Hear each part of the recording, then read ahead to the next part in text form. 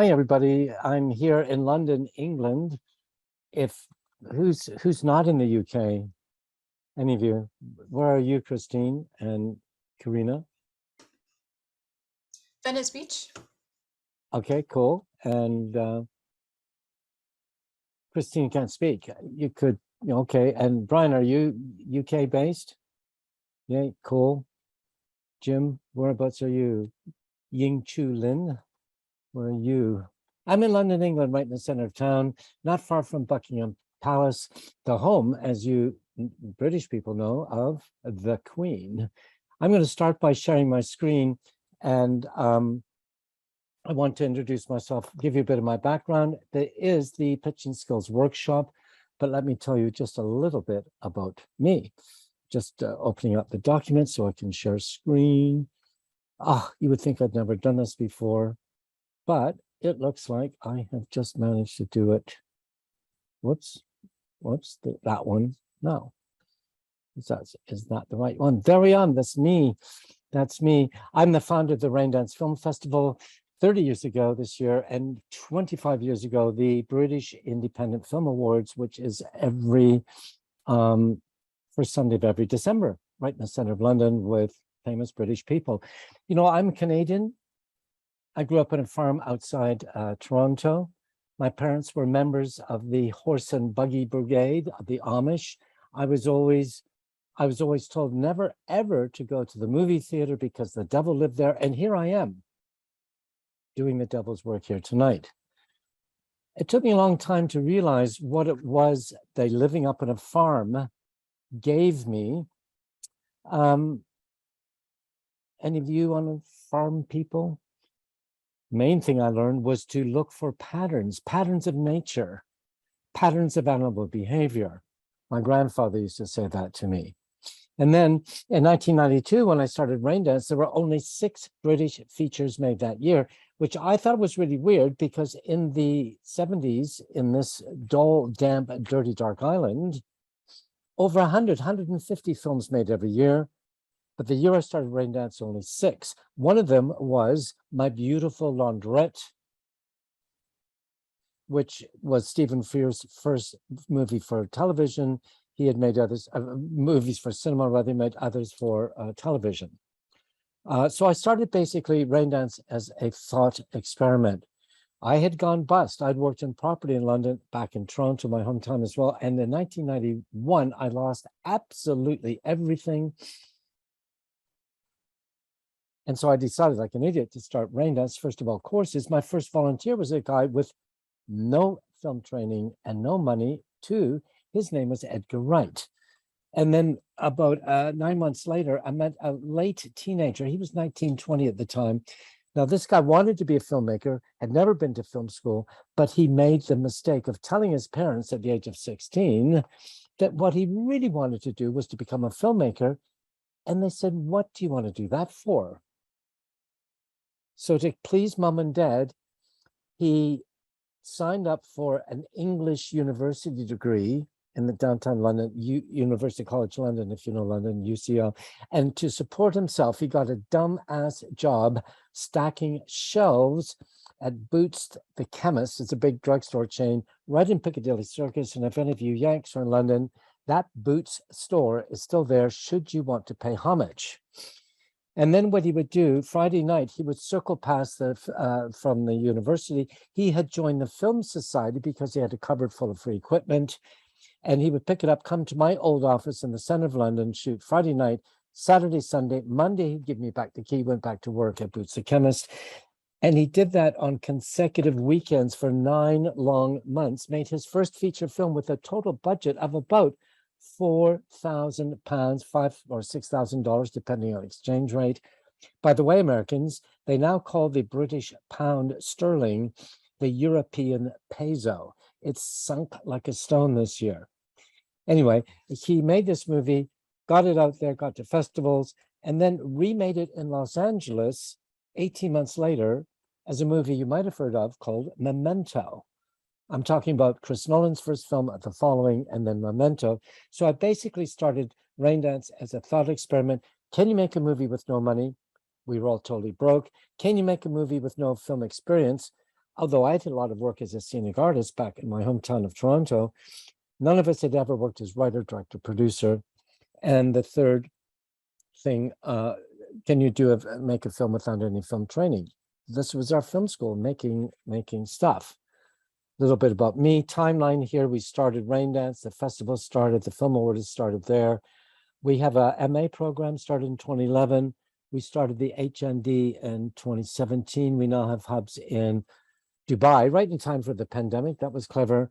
And also, it's not on this timeline here, in Mexico. So you can actually go and study a BA 1 year in each city and get a British BA, honors BA. This is a shot from 2020 at the festival. It's me, head of programming, David Martinez, the producer. It was a very much hybrid event. The British Independent Film Awards was that year, was very COVID, all online, hundreds and hundreds of people. This is how it used to be. You'd come in through this big thing. The press boards were here, all the paparazzi, all the news crews here. The unwashed would go in and then come out the bottom into dinner, and everyone else would come down being interviewed by CNN, BBC, from all over the world. Tom Felton was the host that year, a little bit of glitz and glamour. And I want to show you the trailer our students made, and then we're going to go straight into the pitching skills workshop. This was made in 2020 as a tribute to the people worldwide, but especially in London, who were trying to keep cinema alive. I hope I've clicked the right button. If there's no sound, someone please shout. So I think what you need to do is on share screen. Yeah. I know. Yeah. I'll do that. Yeah, sorry about that, everyone. Like I said, you would think I've never done this before. We'll keep going. Sorry about that. Original score, our students shot at the witching hour, early morning and night over 3 days in London.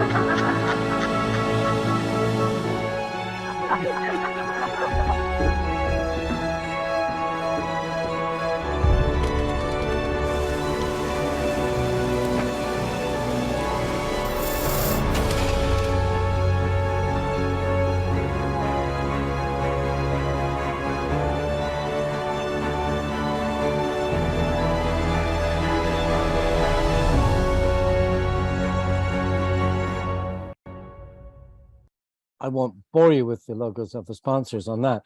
I hope you enjoyed that. Yes, no, I don't know. Yeah, I'm going to now share screen with the pitching skills workshop. My goal here tonight is to talk about how you conduct a pitch meeting. First of all, how you find people to pitch to. Then I hope to be able to show you how to conduct a short or whatever pitch meeting. And then I'm going to talk about the 3 golden rules of salesmanship. What have I done with this file here? I know what I've done. I've put it in the wrong place. Just bear with me, everyone. Here we go. So the pitching skills workshop is only 1 hour. This is something that I do in different formats, different places all around the world. But I'm very, very happy to be here at the Creativity Concert tonight. Maxim Jago, the founder of the Creativity Concert, was actually one of the early volunteers, the second, in fact, at the Raindance Film Festival back in 1993 or 4. The first one was Edgar Wright. And if I've said that before, apologize. I'm actually not trying to go gold digging. Can you see that now? Yes, good. Pitching skills workshop. So the first thing you need to think of is ask yourself, what is a pitch? What is a pitch? A pitch is when you verbally communicate, or sometimes with text, to what I call your target, the person that you want to give you money, read your script, watch your film, whatever it is you're trying to sell. So finding your target is actually involves research that has nothing to do with creativity, but everything to do with developing a good work ethic. I would advise making some sort of spreadsheet. You could do this on Excel spreadsheet. Some people I know do this on index cards, old school, but you want to get the person's, whoops, sorry about that. You want to get the person's name, the position, and the company they work in. Now, if you were looking for someone at Fox Searchlight, for example, I wouldn't put the company there at the top because I would put that person, it's very transitional.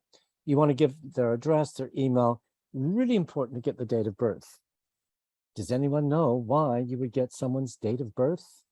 I'm stop sharing for a minute. Why, if you're pursuing someone, would you try to get someone's date of birth, do you think? What could you do with that? Oh, we're going to resort to the chat box. Fine. You should be able to unmute, guys, if you want to say it out loud as well. I guess to know what's relevant to them, maybe know their Okay, history. if you had my birthday card, what would you do with that information? Send you a birthday card. Very good, 2 marks. How about some Zoom applause for Christine? Well done. Okay, so Christine, when you send me a birthday card, what tool are you using? I don't know. I would probably use the good old-fashioned postal service, but No, I'm not talking about, you're using the tool or the weapon of flattery. okay. And they say in the business, flattery will get you everywhere, my friend. All right, so you want to send a birthday card. Okay, so the question is now, what do you write in the birthday card? Well, first of all, I'm going to go back to the spreadsheet. Just hold on. What you want to do is get that person's name. The purpose is you're going to get them to direct your film, let's say. The result, well, you called right now at a very awkward time if you're in Europe, not so bad if you're in LA, not too good if you're in New York. Action, call back Monday to Friday, local time, 10 to 6. But give yourself one of those little gold stars, because selling your script, funding your film is really difficult. And when you go back through your database and see a few gold stars, you'll know that you've tried. By the way, there's 2 different routes you can go to get finance. There's your script. You can go with named cast, which means you make a business plan. Raindance has some very good business plan creation courses. And then you go through the industry in Europe, in America now too. Government agencies will follow your sales things and so on. You get a bank to close the gap, and then you go into production, film festivals, distribution, so on. Distribution these days, self-distribution, increasingly popular, hybrid and traditional, which makes money to go back to your investors.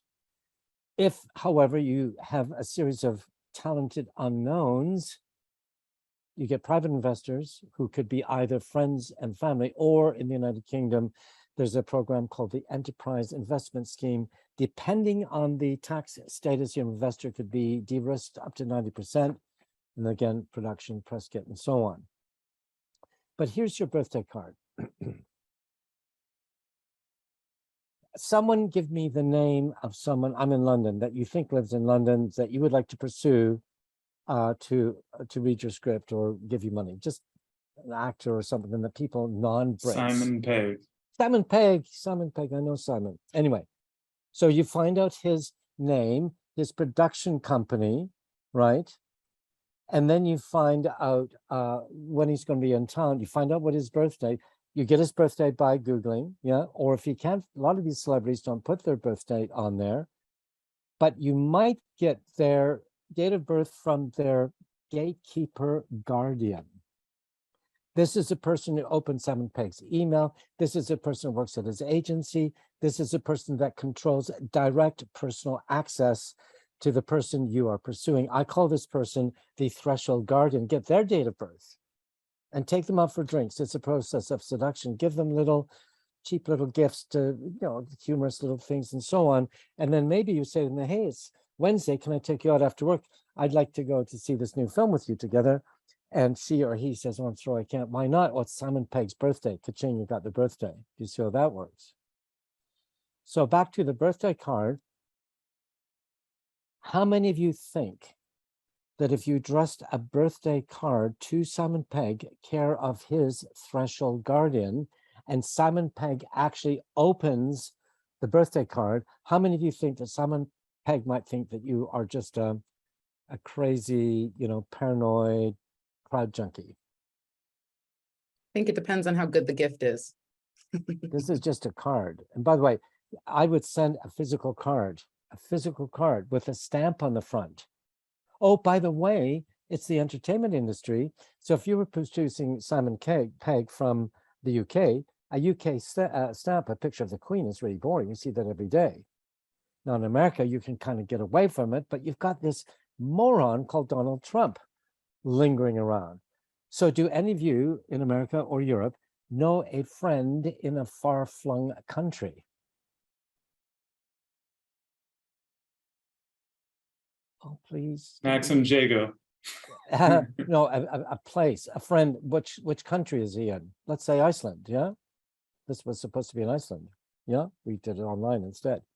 Yeah, so let's say you have a friend. Max is in Iceland, so you send a birthday card to Max and say, as soon as you get it, just drop it in the mail and send it to Simon Pegg. This is what the birthday card should say: Dear Simon Pegg, while in Kabul, I remembered it was your birthday.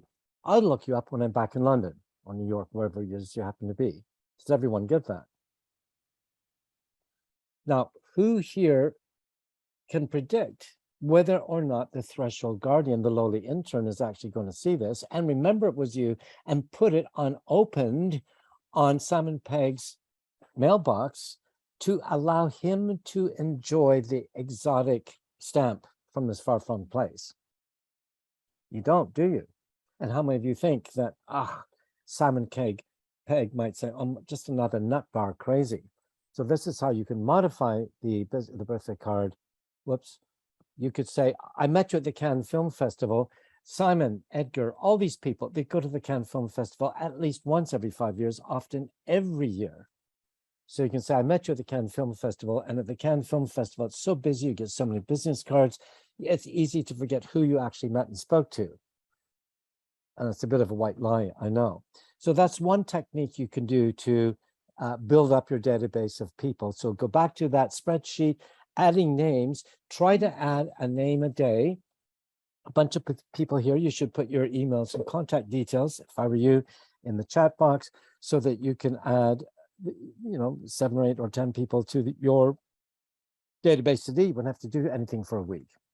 You're always looking for people who could offer what you are selling, or your script, or trying to get money, whatever it is. Here's another tool you can use, is write the 8-line letter and keep it brief. Again, put it on letterhead, preferably using, even you in America, use one of these 2 words in somewhere in the address or the name of your company. Use the words thatched and royal, especially if you're in Britain, because Americans have got this thing about the royal family. So the Royal Borough of Strathclyde, and if you don't know, is a slum, thatched roof films, whatever. No, I jest. But the other thing you can do is print it in color, the logo. We use the very egotistical logo. We gave ourselves an award. Do you see how egotistical that is? But we've become known for this as a award-giving film festival. Yeah, you can argue or not. But go to a printer, the kind that does wedding invites, maybe usually next to the train station, the kind where they do the hand embossing, and get the title of your company or your film embossed, and then for an extra 50, get it gilded in gold. And stop sharing for a minute. Now, the reason you do that is because getting a letter in the mail is so unusual. To get gold embossed, wow, right away it looks like quality. They will read your letter, but only if it's 8 lines long. And the other reason that you put it in gold and embossed is because people in the film industry are easily attracted by glitter. And how do you know if they're in the film industry? Ask them what they do. If they say something like, oh, I run a film festival. Oh, I'm in the industry. Then look at them closely, see how they're dressed. Are they dressed all in black day and night? Do they wear dark glasses day and night, inside and out? If the answer is yes, yes, you just know they are easily attracted by glitter, which is why you should put it on your letterhead. So let's just have another look at this letter here. There's so many recent media graduates. It's almost better if you have a really dull and boring day job. I just put an example there. And then what you want to do is tell about 3-4 lines about what your latest screenplay is, a rom-com, you could say, about. Now, describe your main character. Don't say it's a story about Keith, because we have no idea who Keith is. But if you said, I've got a sci-fi about a singing bus conductor, I start to get an image, probably male, but could be female, who now put the specific thing that they want. What is that they want over the course of the story? The singing bus conductor wants to enter the Eurovision song contest. Now, the reason you want to be really specific is because a good story at the end of it, I found, you should be able to see whether or not the main character achieves or fails to achieve their goal. I've had many scripts. I've read 3,000 in my time at Raindance. That's actually an exaggeration, just under 2,000. Don't know why I said 3,000. One of them was Lock, Stock, and Two Smoking Barrels. I worked with Guy Ritchie on that way back. Now, I used to always get a story about 10 people who needed to leave a Zoom call in 1 hour. I mean, who wouldn't want to leave in an hour? It's not specific. But if it's a story about one of you, picking one of you out at random, I'm going to stop sharing for a sec. If it's a story about Christina, I'm going to pick on you again because your mic worked.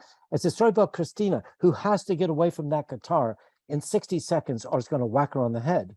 You see, that's a really bad example, but I can see success or failure just within that short period. Please come back, Christina. Do you see that? Yeah. And then close it off. By the way, we're going to put this Canva presentation in the chat box so you can download and take it away should you ever feel it was worth your energy to look at again, and then submit your script. This really works. This really works. The only thing you need to decide is whether you're going to shoot with a rifle, one at a time, wait for a response, or shoot with a shotgun. There's different circumstances. I think you'll know what to do when. Send a gift. Something that hurts you. I don't mean financially, something that costs you time to go out of your way to find something special or unique. Now, when you have a pitch meeting, there are 3 parts, hopefully like your screenplay, the beginning, middle, and end. So I want to go through each of these parts of the pitch meeting, explaining what you need to do in order to have a successful pitch, and then giving you some tools of things that you can use in the beginning of your in the beginning part of your film. Oh, okay, I'm going to stop sharing now. Forgot, sometimes I put extra stuff in there, but I didn't. Anyway, stop sharing. Okay, beginning of the pitch. Pitches are rarely more than 30 minutes long. What you should try to do is get them to come to your humble abode. But what if that's just too embarrassing? Then you have to go to their office. I would try to get them downstairs across the park to the Starbucks or the coffee shop across the road to get them into neutral territory. Just get them away from their familiar, get them in neutral territory. And I'll explain at the end, during one of the 3 golden rules of pitching, of some ideas of how you could use an actual cinema to do a pitch, especially if you're trying to raise money. So get them away from the phone. And then when you walk into their office, if it is in their office, have a look around. And the reason you're trying to do that is to see if you have a left brain or right brain person. Our brains are divided in 2. One side deals with rational thought. I think that's the left side. I always get these mixed up. And the other side deals with more emotive things, the right side of the brain, like think pictures and music. So have a look around their office. Do they have posters of them shaking hands with Keira Knightley? Ah, that's the pictures person. Or do they have spreadsheets and calendars with payback dates circled? Ah, that's a numbers person. No one's totally one or the other, but you should be able to get an idea of how their abode, their office is decorated, and that will help you to tailor the pitch. And the first part of the meeting I call the schmooze. You walk in and say, hi, how are you? What's it doing? We were schmoozing earlier for half an hour, weren't we? Before the class started, we were schmoozing before you guys came in for about half an hour, just talking about stuff. Yeah. So if you've done research before you go to the meeting, you can ask them pertinent questions about their career. Now, I do all the intern interviews at Raindance. I still do that. I love it. They walk in, I brush the raindrops off their shoulder, give them a cup of tea, and the first thing I say is, what do you know about rain dance? And if they say, hasn't that got something to do with Robert Redford? The interview's over. Right then it's over. But if, on the other hand, they say, oh, you produce films, Elliot, you just finished one last week, you've got all this higher education, you do this, but yeah, I know they've looked at the website. Okay, the meeting's going to go on. So you want to be prepared. And in this first part of the schmooze, which we all do, I asked you all where you were sitting, and you responded, I said I was in London. Yeah. So the schmooze, you want to make it interesting by asking them interesting questions. And it's this could take 5-10 minutes out of a half an hour. It can often be the longest part. Because we're feeling each other out. You do this too when you meet someone new, or even when you meet your loved ones you haven't seen for a day or a year. How's it going? Geez, the flowers are looking good. How come you haven't cut the dandelions? We schmooze, don't we? You know? At some point near the beginning, near the end of the beginning, you'll know it's about time. And here's where you put two things down on the desk. One thing you put down is a one-sheet poster or graphic or object from the film, and the other is a one-page double-spaced typing of the key synopsis of the film. Put two things down on the desk and just sit and watch and find out which one they pick up. You see, the numbers person will pick up the typing. The pictures person will pick up the object or the graph. Here's what not to do. I once was at a pitch meeting with someone, an actor, who at this point pulled out a really good German replica Luger. They called security and we got thrown out. Another time I was with a female, also actress, and at this point, this was a few years ago at the height of the AIDS crisis, she put a big fat test tube of, it was fake blood with a cork, but with HIV positive written across the front of it, and we got kicked out. But how about the map of the secret island, the movie poster? Maybe you've got sketches from the costume designer, anything, you'll know what to do on that, you know? And you see which one they pick up. Now, my friend, Michael Weesey, who has a great publishing book of film books in Los Angeles called Michael Weesey Productions, curiously similar to his name. Before he started that, he was the head of acquisitions at Vestron, the big video company. And his job was to release 6 new videos a week and come up with a marketing campaign. So we did Shirley MacLaine on yoga, Shirley MacLaine on yogurt, and just about every other Shirley MacLaine how-to video in between. Then he stumbled into all of the rights to all of the boxing matches in America between the 60s, 70s, and 80s. Now, it's far too long to fit on a DVD, but he thought, what if I took up the knockout round of each of these fights, slapped it on a DVD, and called it Boxing's Greatest Hits? Now, us guys are likely to want to watch that. We're into sex and combat. You girls want story for some reason, yeah? Then he decided, who can I get to, what celebrity can I put on the front of the DVD to make more sales? And he thought, oh, I know, Don King, the American boxing impresario, the guy with the hair, set up an appointment, goes in with the assistant, they do the schmooze, and he told his assistant that when he got a nudge with the elbow to put the DVD up on the desk and watch the big picture of Don King's face and count the number of times Don King made direct eye contact with himself in a period of 5 minutes. longer than 3 seconds. 37 times. He's an impresario. He's a narcissist, this impresario. He couldn't take his eyes off himself. And Michael told his assistant, after 5 minutes, just tip it down. Needless to say, they got the deal. So visual aids can be a really important part of your pitch. And you haven't started a pitch yet. But you'll know, I'm going to share screen again. You'll know when you're at the middle of your pitch, when someone says to you, the person you're pitching says, what have you got? And now you're in the middle of the pitch. I'm going to stop sharing again. So my strategy is you start with a very brief overview. I guess some screenwriting books, not mine, I might add, will say, call it the so-called elevator pitch, where you pitch 1-2 minutes, and after you come to the ending of the pitch, remember the specific ending, win or lose, you pause and you make direct eye contact with them and do some research on NLP. You'll find that when you go into the pitch meeting, and the reason you do the schmooze is everyone's sitting there like this. Why do you think I said I grew up Amish and my parents and the devil in the cinema? I'm schmoozing. I'm trying to get you engaged with me and my story. So if they're sitting here like with their arms crossed, they're not going to do anything with you.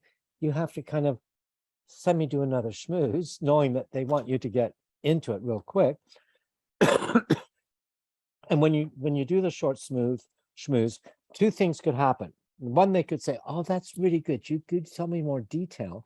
Now you go into an extended pitch, maybe 5, 10, 15 minutes long, where you go into the plot point details and so on. And remember, don't say this happened, this happened, this happened, because that's boring.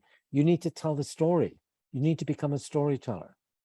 Or the second thing that can happen at this point in the pitch, they could say, wait a minute. And then they'll use this phrase. Isn't it amazing about the common currency of ideas in circulation? Because something exactly like that. So a novice writer might think that you've just been ripped off. So let me explain the common currency of ideas in circulation. And I think I'm going to share screen again. I think I've got something here. I hope I do, because that would be easier. Yes. Now, here's the basic copyright class, the Raindance 60-second copyright class. Here's you in Los Angeles. Here's me in London, England. And here's a universe. Copyright, like everywhere, supposes that ideas belong to everyone.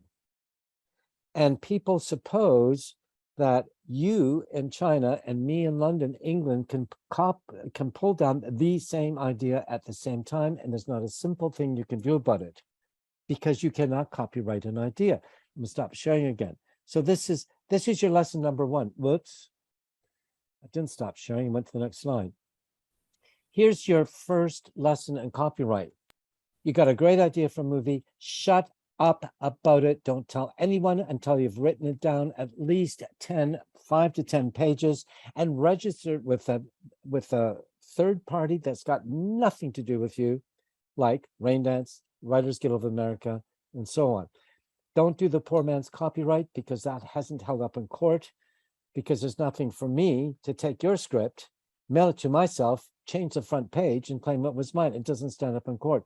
Don't give it to your bank manager. Don't give it to your rabbi, your priest. Don't give it to your uncle, who's a lawyer. Give it to a completely disinterested third party with absolutely no financial interest in your film. Raindance, if you remember, it's free. I think it's $25 now at the Writers Guild of America, and you get a birth certificate. That's cool. That's good.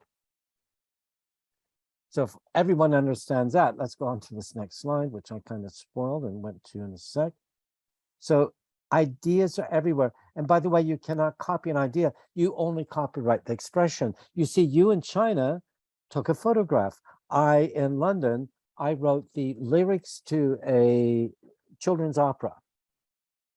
You know, you in China wrote a novel. I wrote a screenplay. Those are the actual artifacts you can copyright. Now, the 10,000 monkey rule, explaining the phrase, the common currency of ideas in circulation, works as this.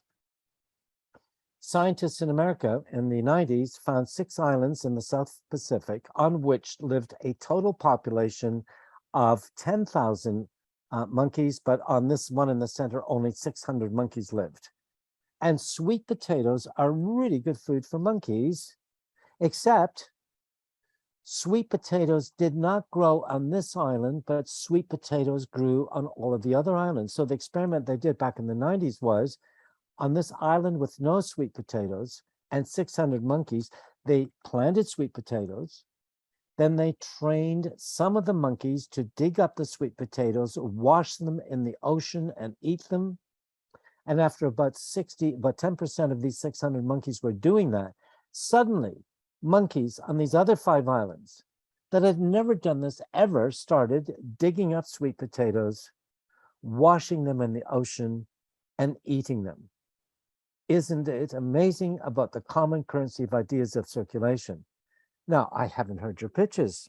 We do something at Raindance called Live Ammunition. The next one is on September 5th, where you have 2 minutes rather, to pitch your idea to a panel based in London.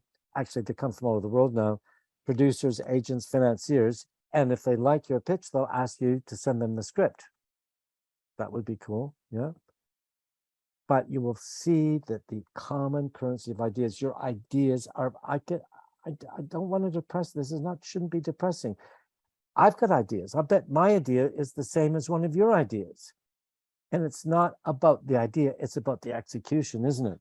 If this were painting, you might use pink paint, I might use red, different color of paint. Anyway, moving on.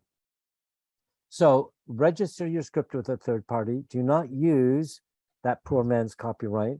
Every person you speak to, you should keep a diary of events so that you know that you spoke to me on the 3rd of August at about this, at such and such, at the creativity conference, yeah.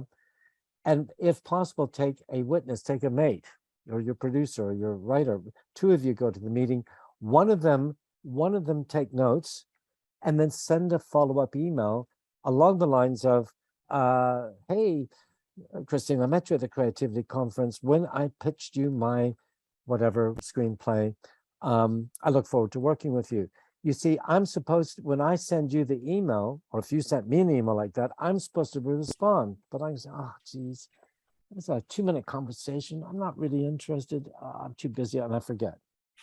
But let's say 8 months from now, you find out that Sleazeball Elliot has got a project pretty much like yours that you pitched back on the 3rd of August. And so you send me a letter, you get your lawyer to send me a letter, at which point I will then show you my what's called chain of title. All the times I have pitched my script, the same idea ahead of yours, yeah? And make sure to reach 10 pages, writing your idea down, register each new draft and all that. Does anyone have any quick questions on copyright before we move on? This is often something I get loads and loads of questions on. I don't have a question, but I was just going to tell you we've got about 10-15 minutes left. Okay, I'm going to go fast. I'm going real quick. Faster than a speeding bullet. Share screen again. Okay, so that's what I wanted to say about the middle of the meeting, and you'll know what you're at the middle of the meeting when we start negotiating the deal. Now you're in the third part of the meeting, and at the end of the meeting, you basically will know by then whether or not you have got a deal, and ask them when you can expect a check. And they'll go very quiet, or they might say, well, I don't think we got a deal. Or they might say something like, you know what, I really like your writing style, love your edge on stories, but not this one. What else have you got?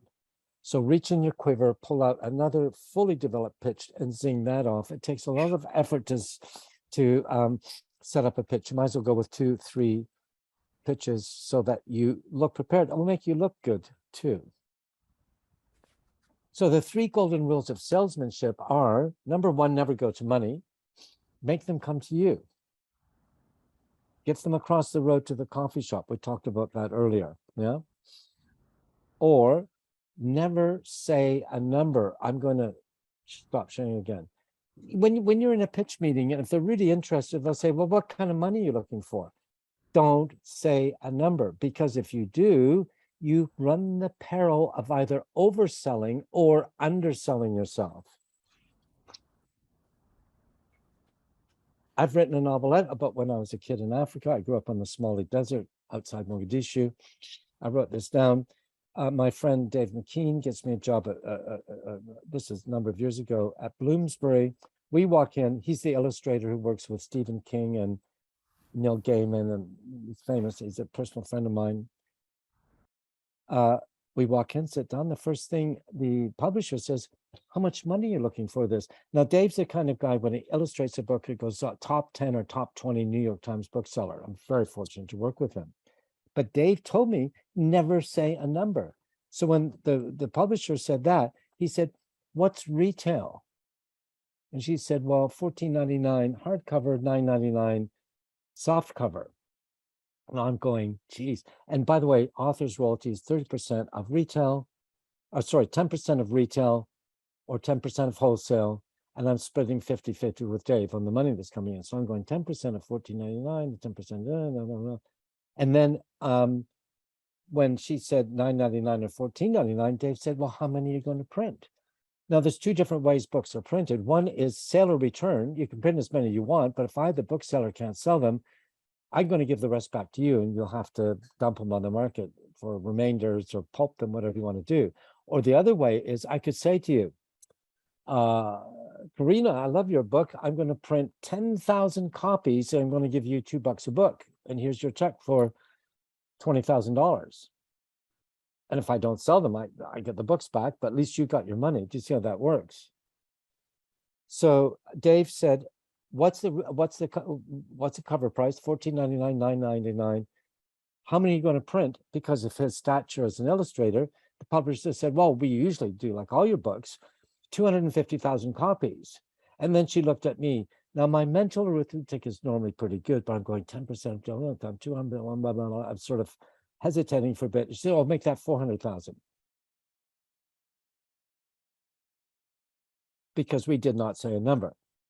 Now, the peril that I have faced since that meeting, imagine I have a publisher. Oh, by the way, I've got Dave's agent, who's Mary Lee in New York.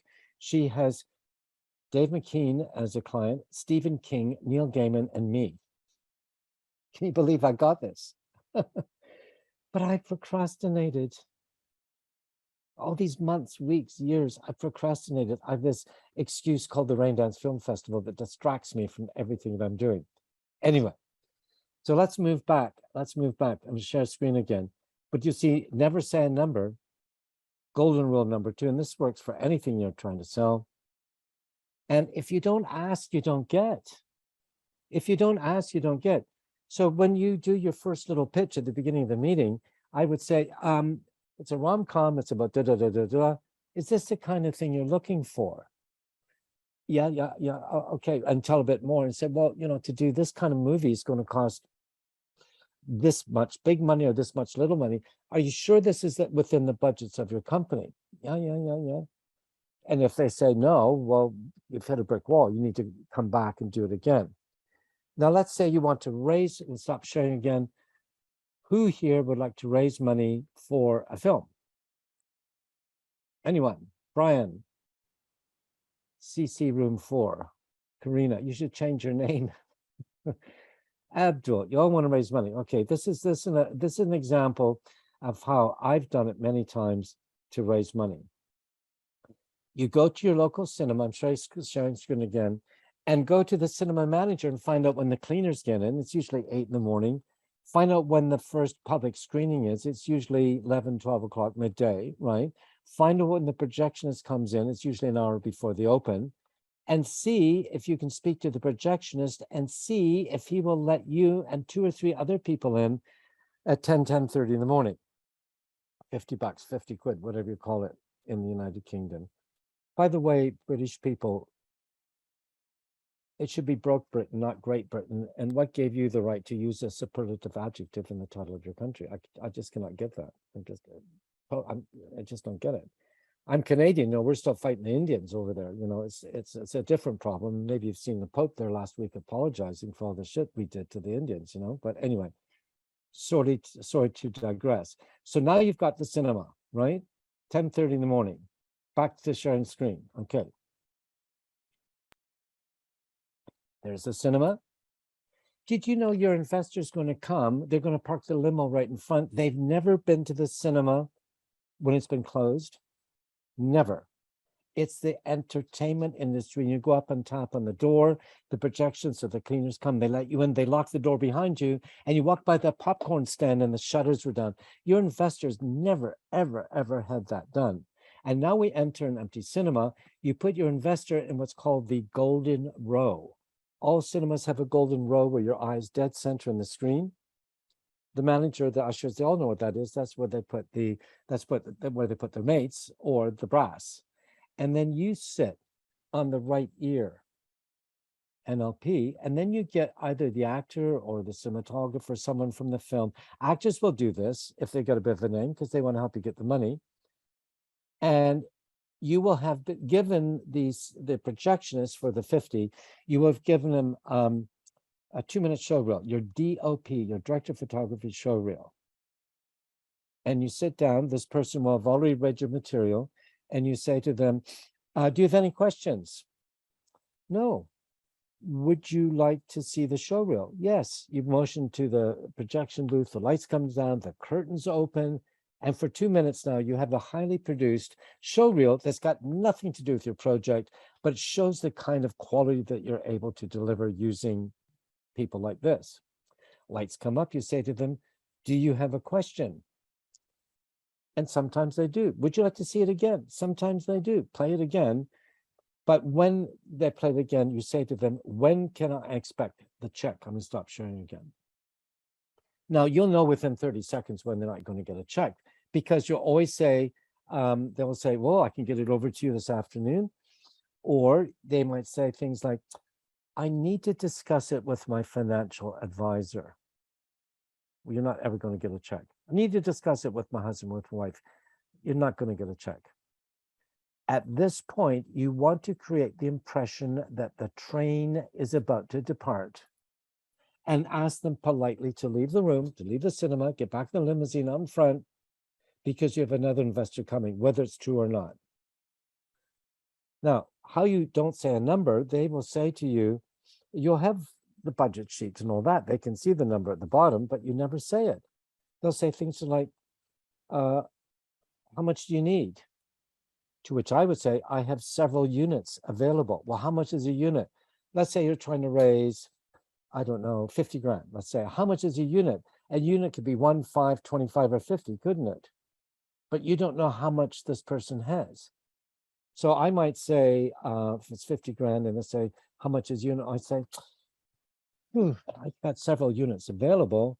How many units would you like to buy? And then they might say, well, how much does 12,500 get you? Now you have to do a bit of quick mental arithmetic to figure the percentages out, right? So you can do that. Do you see how you can create this energy of how the train is going to leave without them? And if you do it right with your pitch, hopefully you'll get the money. I'm just going back to sharing screen again. We should probably open up to a Q&A soon. Okay, that's fine.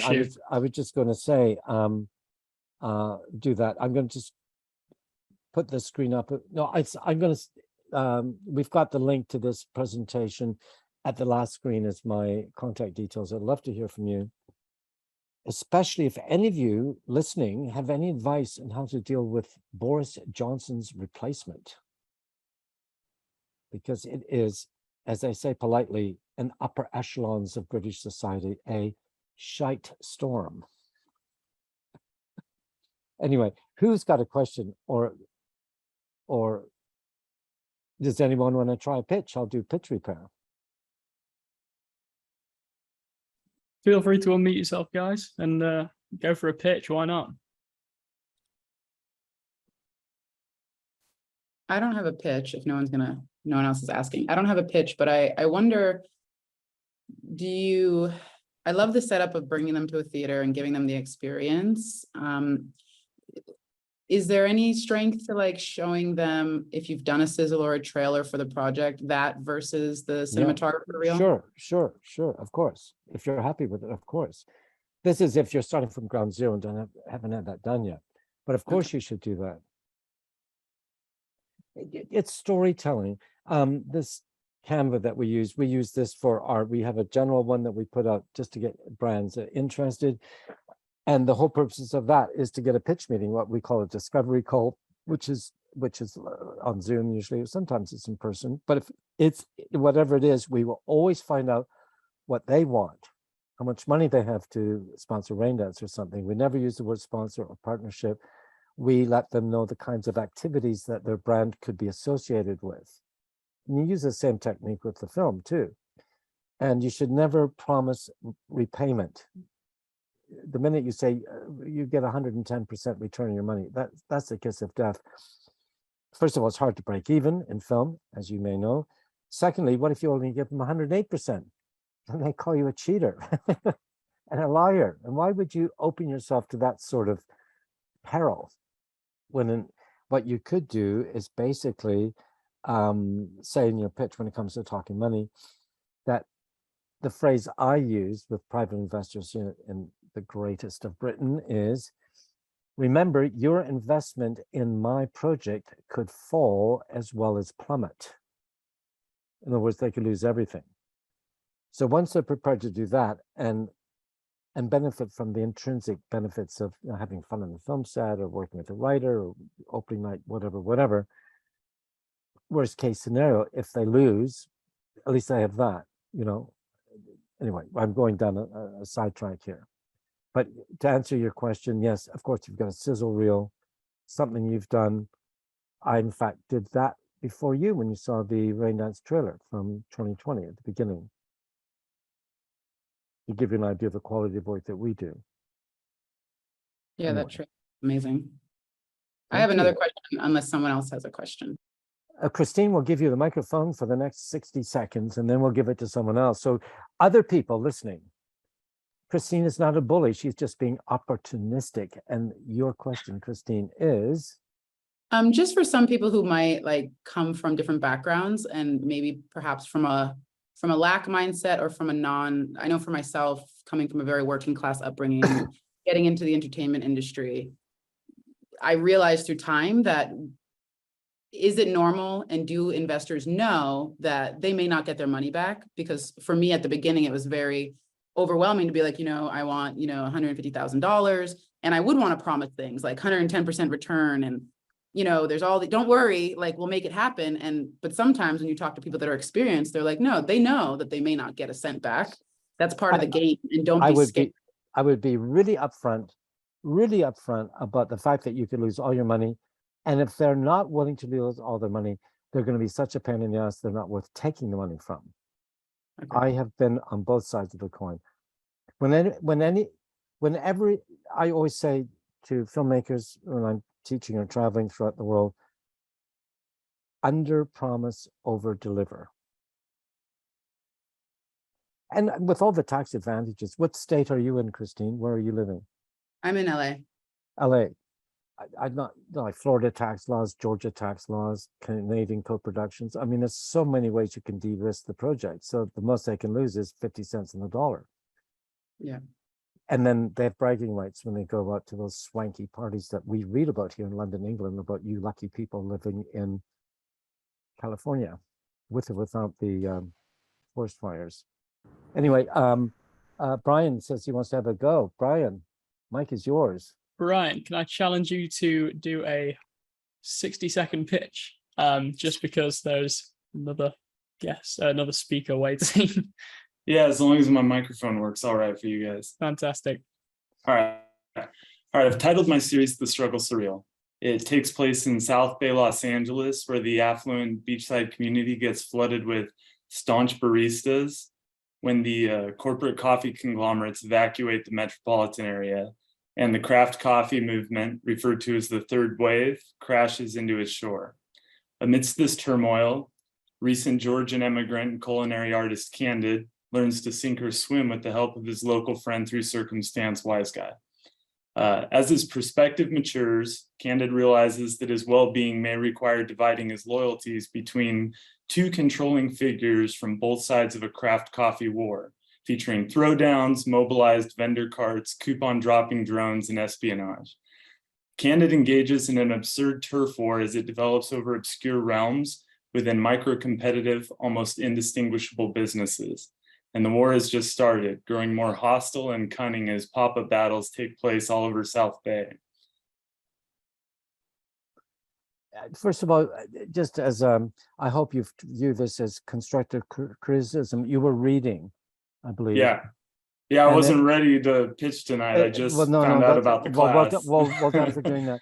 But when you read, I'm thinking you don't really know your story. And I know that I can't really see that you're reading. I can hear that you're reading, which makes it much more difficult to follow. Okay. One thing I might do is, one technique that I use a lot is start with a question. Have you been to Okay. LA? This story takes place on, and then describe the location. Or you might say, do the confidential whisper. Can I tell you a true life story about so-and-so who so-and-so? Oh, we'll go like that. I mean, questions can backfire too. Or you might start with a directing point of view, wide shot, medium shot, close up. You know, what's the beach in LA? Oh, my brain. Venice Beach? Venice Beach, thank you. I've actually been there. It's late for me, and this is a 17-hour day for me. You know, Venice Beach, you know, with, you know, the buoys that go out and the sailboats out, you know, and you know, in the area by the coffee shop, there's a park bench. Did you notice under the park bench a corpse whose genitals were mutilated? Do you see, I took it from a wide shot, medium shot, close up, or extreme close up. Yeah, it's a really bad example. But sadly, we're running out of time. Please visit raindance.org. There's a whole bunch of freebies on there. On that last slide, when you eventually get it, is our contact details in London, England. We have training hubs in Dubai and in Mexico City, and of course, London, England. Our film festival starts at the end of October 26th, runs through the Halloween weekend. If any of you happen to be in Great Britain, London to be more specific, please drop by, say hello, and thank you very much. Are you all ready for the rain dance closing ceremony, which is a COVID compliant, socially distanced elbow bump?